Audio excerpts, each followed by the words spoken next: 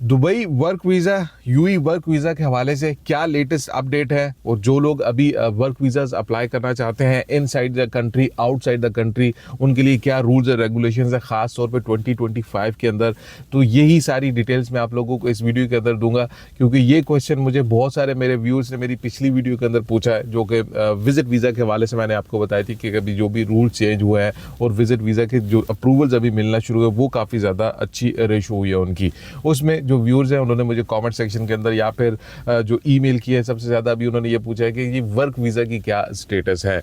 इससे पहले कि मैं आप लोगों को वर्क वीज़ा की सारी डिटेल्स बताऊं, मैं आप लोगों के साथ एक चीज़ शेयर करना चाहता हूं कि रिसेंटली ही जो यूई की एमनेस्टी स्कीम थी वो ख़त्म हुई है 31 दिसंबर 2024 को, और उसमें हज़ारों लोगों ने अपने स्टेटस को लीगल किया है। जो लोग यहाँ पे इलीगल थे, ओवरस्टे थे विजिट वीज़ा के ऊपर या फिर वो कैंसिल वीज़ा के ऊपर, वो फिर वापस नहीं जा सके, उन्होंने अपने स्टेटस को लीगल किया। उन्होंने लीगल कैसे किया है? उनको यहाँ पे वर्क परमिट्स मिले हैं, उनको कंपनीज में जॉब ऑफर हुई है, फिर उसके बाद उनकी कंपनीज जब उनको वीज़ाज को अप्लाई किया तो वो सारे वीज़ाज उनके जो थे वो कन्वर्ट हुए वर्क वीज़ा में, और अभी वो यहाँ पे लीगल स्टेटस पे रह रहे हैं।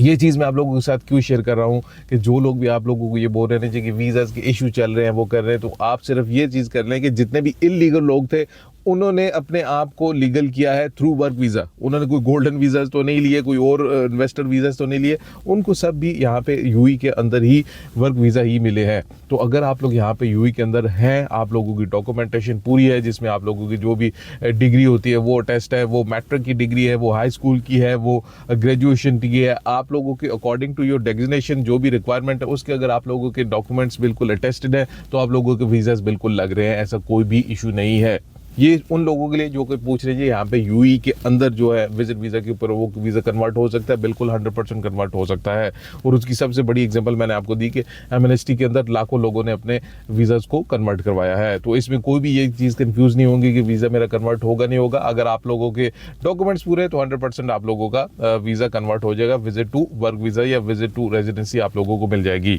अभी जो बहुत सारे मेरे व्यूज़ हैं जो कि आउटसाइड द कंट्री है, वो इंडिया में है, पाकिस्तान में है, बांग्लादेश में है, वो जो पूछ रहे हैं जी कि उनका है, तो उनके लिए भी ऐसी कोई सच कोई इन्फॉर्मेशन नहीं है जी कि किसी खास स्पेसिफिक कंट्रीज के वर्क वीजा से नहीं मिल रहे हैं।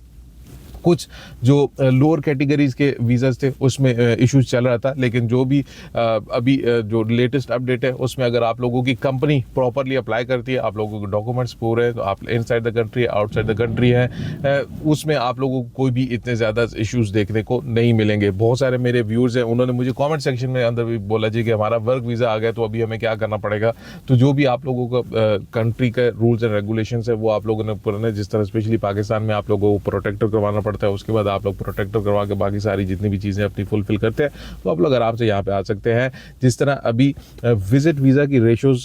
में जो भी है इंक्रीज देखने को मिला है, खासतौर पे 2025 के बाद के शुरू के पहले ही हफ्ते में कि विजिट वीज़ा से पहले क्या था कि थोड़ी सी रिजेक्शन थोड़ी ज़्यादा थी, लेकिन अभी जो अप्रूवल रेशियो है वो काफ़ी ज़्यादा हुआ है। इसी तरह जो वर्क वीज़ा भी है, जितने एज़ फॉर माई नॉलेज जितना भी है जो लोगों ने अप्लाई किया है, जहाँ मैं जिनसे बात करता हूँ डिफरेंट कंपनीज के अंदर, उन्होंने ये बोला कि एज फार अभी कोई भी इस तरह का इशू नहीं आ रहा है। जैसा मैंने बताया, सिर्फ और सिर्फ आप लोगों के डॉक्यूमेंटेशन पूरी होनी चाहिए, और जो रिक्वायरमेंट है आपके अगर डिग्रीज की या एजुकेशनल सर्टिफिकेट की टेस्टमेंट की रिक्वायरमेंट है तो वो आप लोगों के पास होनी चाहिए। उसके बाद आप लोगों को कोई भी इतना ज़्यादा इशू नहीं आएगा।